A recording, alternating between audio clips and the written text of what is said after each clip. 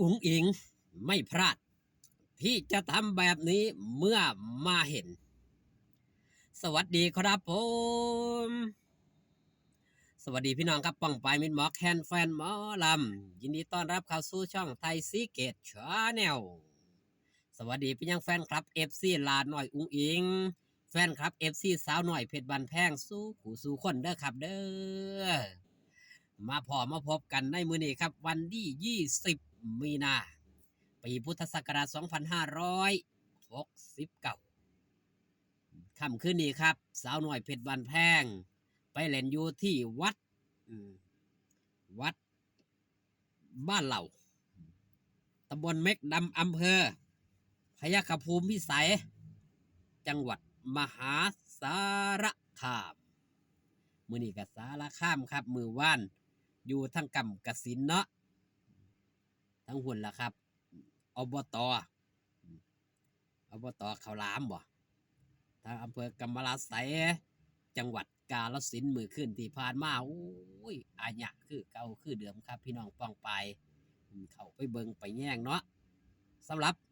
ข่าวสารเรื่องเล่าของลาดน้อยอุ๋งอิงที่บ่พลาดครับสิ่งที่ลาดน้อยอุ๋งอิงบ่พลาดในเมื่อไปงานโดยเฉพาะงานวัดเฮาก็ได้เห็นบรรยากาศที่ลาดน้อยอุ๋งอิงไปไสครับไปย่างเลาะตามงานวัดหรือว่าบ่แม่นงานวัดก็ดีมันก็สิมีหยังครับบรรดาสัตว์เลี้ยงก็สิมีพากันมาให้นมแพะนมแกะหมูนั่นเช่นเรื่องเล่าที่นำมาเว้าให้พี่ให้น้องฟังก็เช่นเดียวกันครับย้อนลงไปในจักนิดจักหน่อยลาดน้อยอุ๋งอิงเล่นอยู่ที่บ้านน้องต่ออำเภอเมืองจังหวัดชัยโอ้ยจังหวัดอุดรธานีไปเบิงอยู่กะสิลืมไปชัยภูมิเสยเลยอุดรธานีครับเป็นภาพนี้เลยครับนี่บ่พลาดครับลาดน้อยอุ๋งอิงย่างผ่านเห็นบรรดาสัตว์มือนี่เป็นหมูเนาะอยู่บ้านน้องต่อไทยสีแก่กะย่างผ่านอยู่ก็นึกถึงลาดน้อยอุ๋งอิงนาสิไปก้อนลาดน้อยอุ๋งอิงก็นึกว่าโอ้ถ้าลาดน้อยอุ๋งอิงมาคือสิบ่พลาดคือสิได้มาคือสิแลนไซว่าสั่นต่อแมนอิลีด้วยความเป็นตาหักด้วยความเป็นตาแพงลาน้อยอุ้งอิงสิเฮ็ดกิจกรรมบ่ว่าจะเป็นหยังครับยิงปืนปาโปงไปวาดรูปแล้วก็อย่างหนึ่งนี่ก็ครับให้อาหารหมูนี่แหละให้อาหารสัตว์นี่ครับเจ้าของเอาปล่อยหมูลาหน่อยอุ้งอิงได้แลนหนีกระยอนนี่แหละครับด้วยความย่านน้ำนี่คือความเป็นตาฮักโดยความเป็นตาแพงครับที่ลาหน่อยอุ้งอิงได้มาเฮ็ดแบบนี้เป็นเด็กน้อยที่มีความเมตตาอยู่แล้วอีกอย่างหนึ่งครับการในย่างเบิงการเบิงงานกับเบิงบรรยากาศรีแลกผ่อนคลายพบปะมิตรหมอแคนแฟนหมอลำส่วนหนึ่งครับส่วนหนึ่งก็คือการประชาสัมพันธ์โปรโมทโตเจ้าของเองย่างไปทั้งได้ผู้ใดเขาก็เอิ้นผู้ใดเขาก็ห้องน้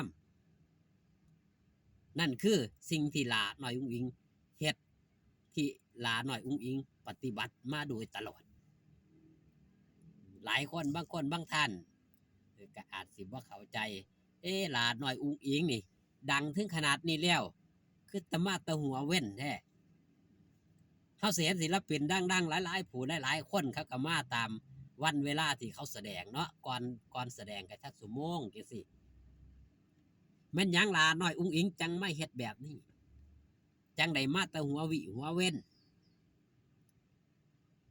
มีคนไปถามลาน้อยอุ้งอิงตอบว่าจังได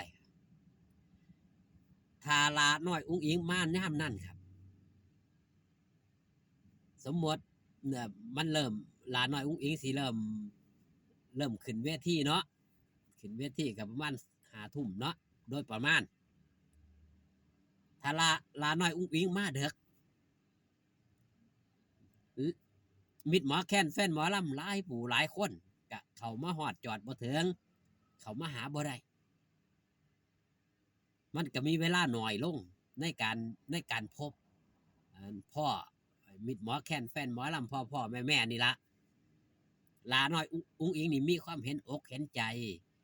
แฟนคลับFCรุ่นพ่อรุ่นแม่หลายผู้หลายคน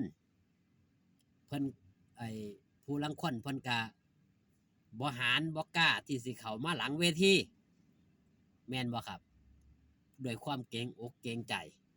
เพิ่นก็บ่หารที่สิเข้ามาพอแต่ถึงช่วงเวลาทำการแสดงเนี่ยลาน้อยอุ้งอิงเองก็ไปพบปะกับมิตรหมอแค้นแฟนหมอลำบ่ฮอดบ่ทั่วบ่ถึง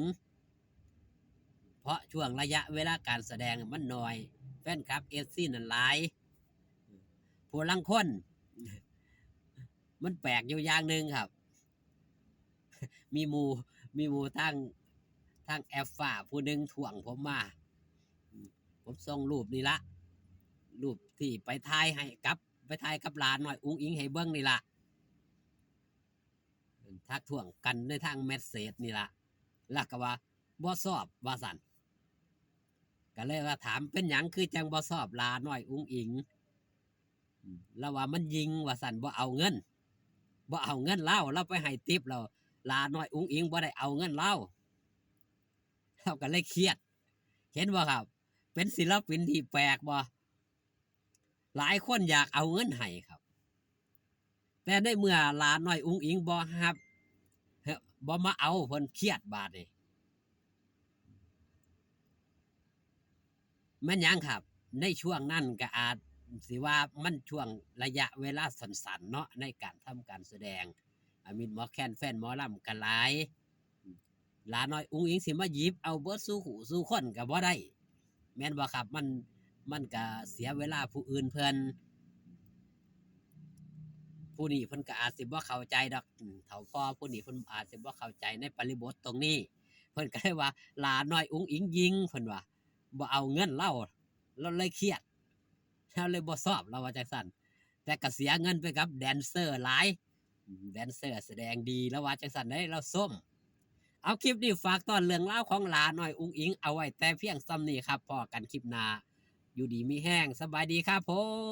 ม